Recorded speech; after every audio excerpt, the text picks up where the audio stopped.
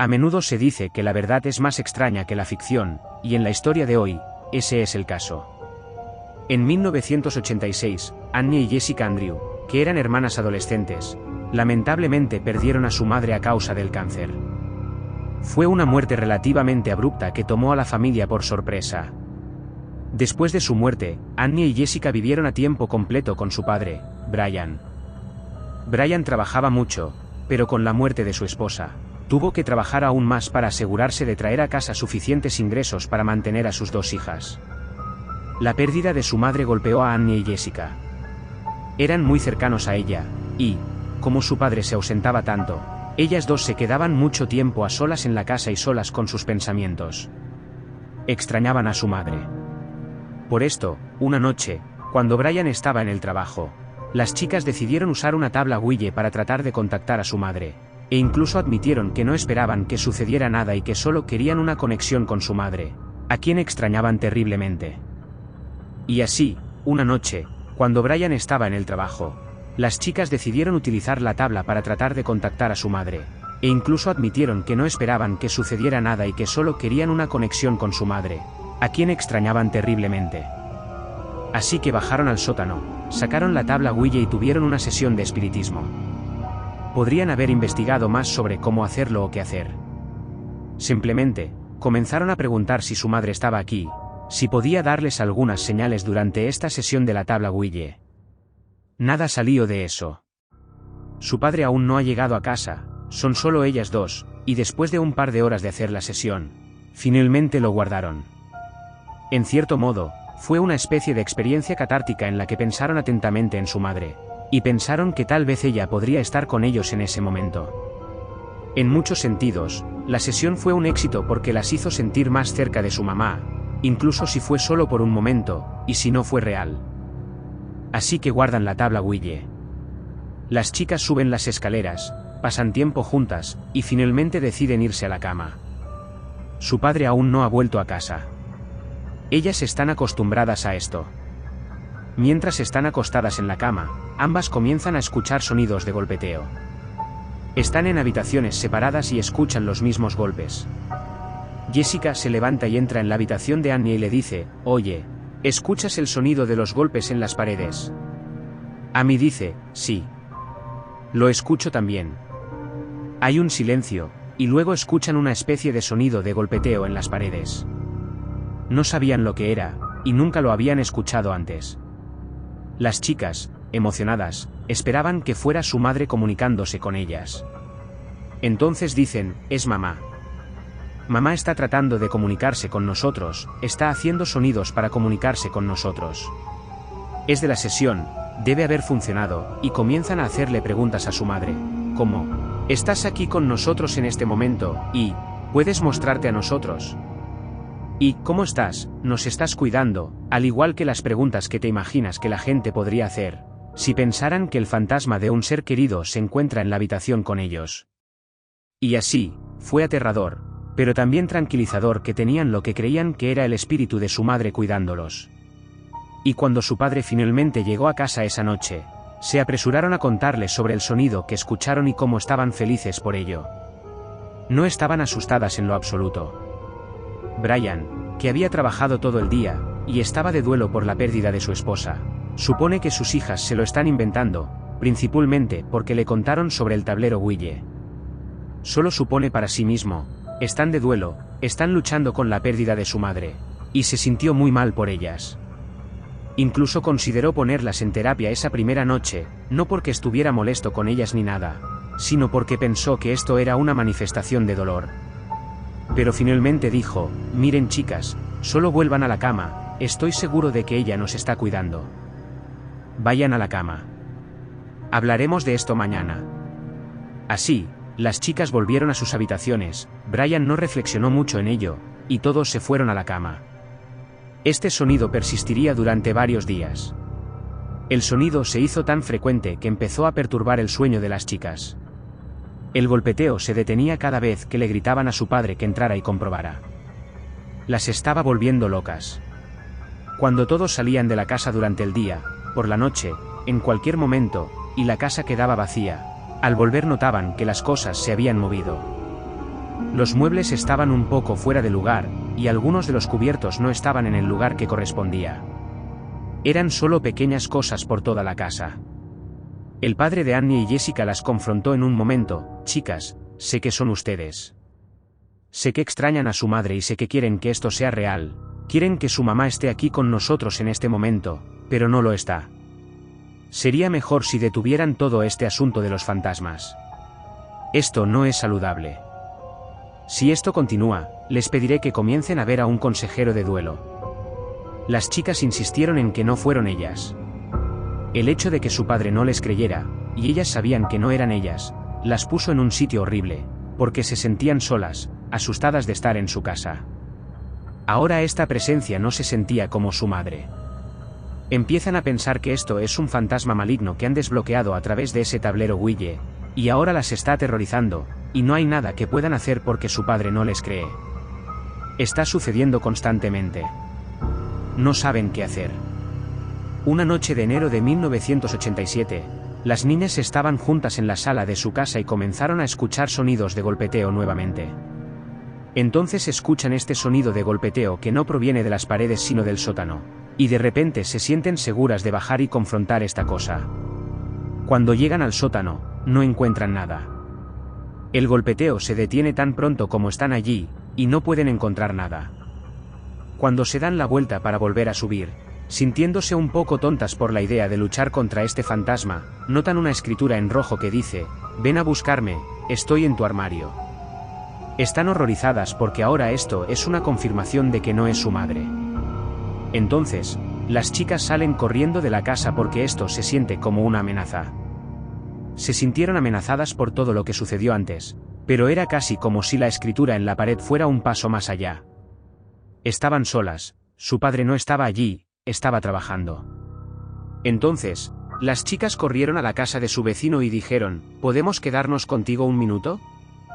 Algo raro está pasando en nuestra casa. Comenzaron a explicar lo que estaba pasando, y les contaron sobre la escritura en las paredes, pero no entraron en demasiados detalles.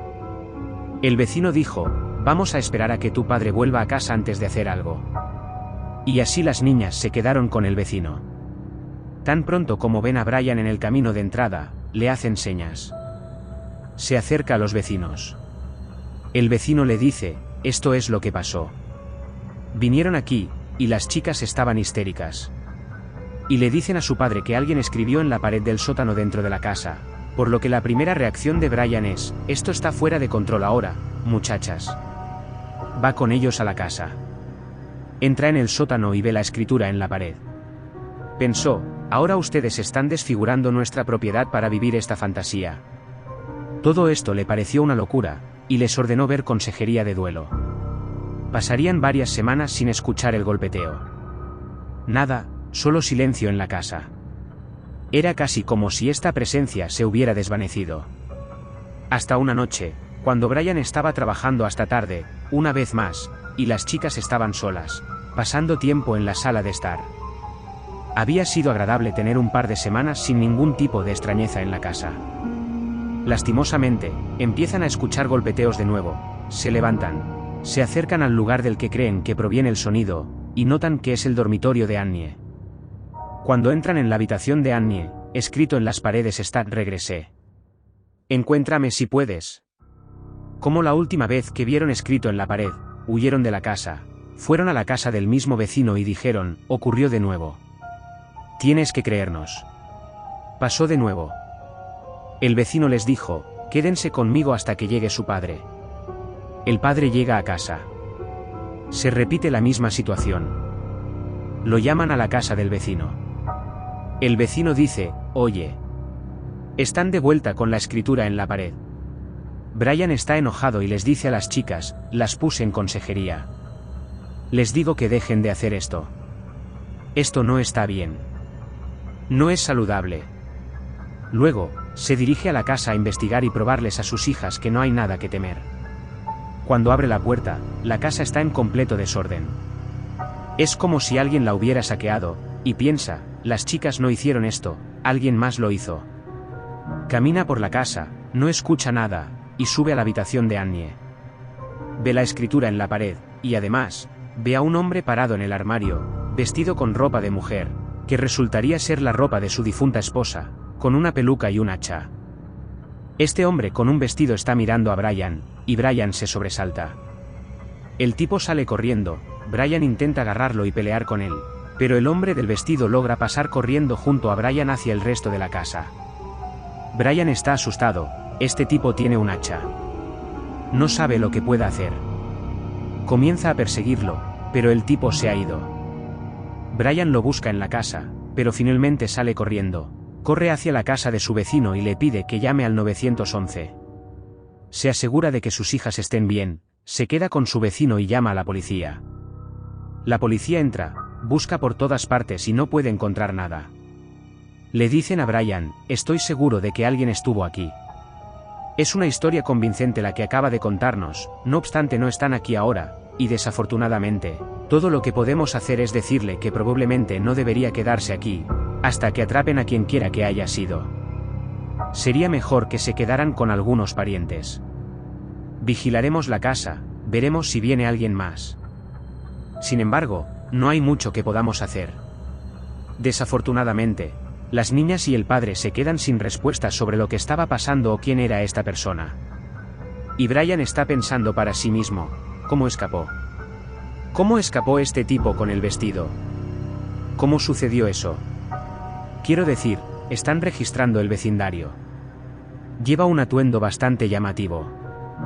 Durante 2 semanas, Brian y sus hijas se quedaron con un familiar. Pero en ese tiempo, nadie descubrió quién era este tipo del vestido. Brian y las chicas están traumatizados. Brian siente que es un padre horrible, dejó a sus hijas solas en la casa una y otra vez, con un loco con un hacha. Nunca les creyó.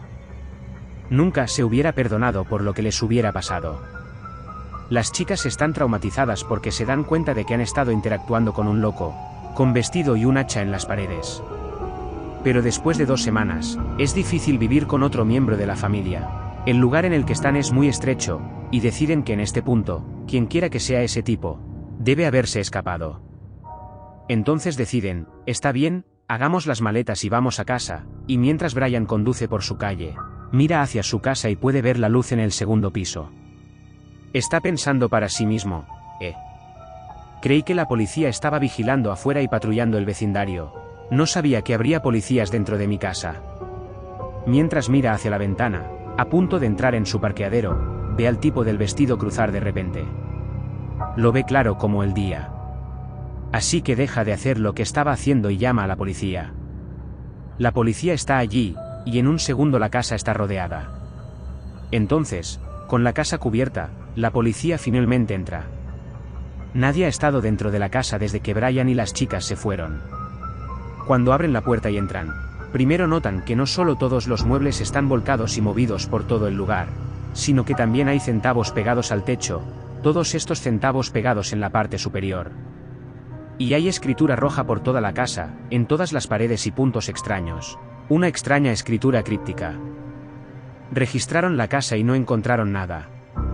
Aún así, uno de los oficiales que estaba en el sótano en un momento se dio cuenta de que había un pequeño trozo de madera, que cubría lo que parecía un espacio de arrastre detrás de la lavadora y la secadora. Descubrió que podía apartar rápidamente la lavadora y la secadora, y allí estaba esta tabla que, cuando la apartó, era la entrada a un espacio de acceso. Allí, descubren que alguien se había metido entre todo el aislamiento, alrededor de la casa, en todas las paredes, y que había pequeñas mirillas en todas las diferentes habitaciones que, quienquiera que estuviera en el espacio de acceso, podría mirar cualquier habitación en un momento dado. Mientras buscan en este espacio angosto que abarcaba toda la casa, encuentran a Danny LePlant, un adolescente trastornado que había salido brevemente con Annie. Annie había roto con él, por lo que se coló en su casa y estuvo viviendo en sus paredes, escuchando sus conversaciones. Había oído hablar de la muerte de la madre de Annie y había adoptado esta rutina: voy a pretender ser tu madre muerta, y había estado escribiendo con salsa de tomate en las paredes y golpeándolas. Las había visto hacer la sesión de espiritismo, por lo que tenía todas estas ideas con las que trabajar para asustarlas, y había estado saliendo a escondidas, moviendo muebles, y volviendo a esconderse en las paredes durante meses, y eso ni siquiera es lo peor. Después de que lo sacaron de la casa, Danny LaPlante fue arrestado y puesto en un centro de detención juvenil. Luego, cuando salió del centro de detención, más tarde en 1987, por razones que nadie entiende, ni siquiera creo que Danny entienda, irrumpió en la casa de alguien y asesinó a casi toda una familia a sangre fría.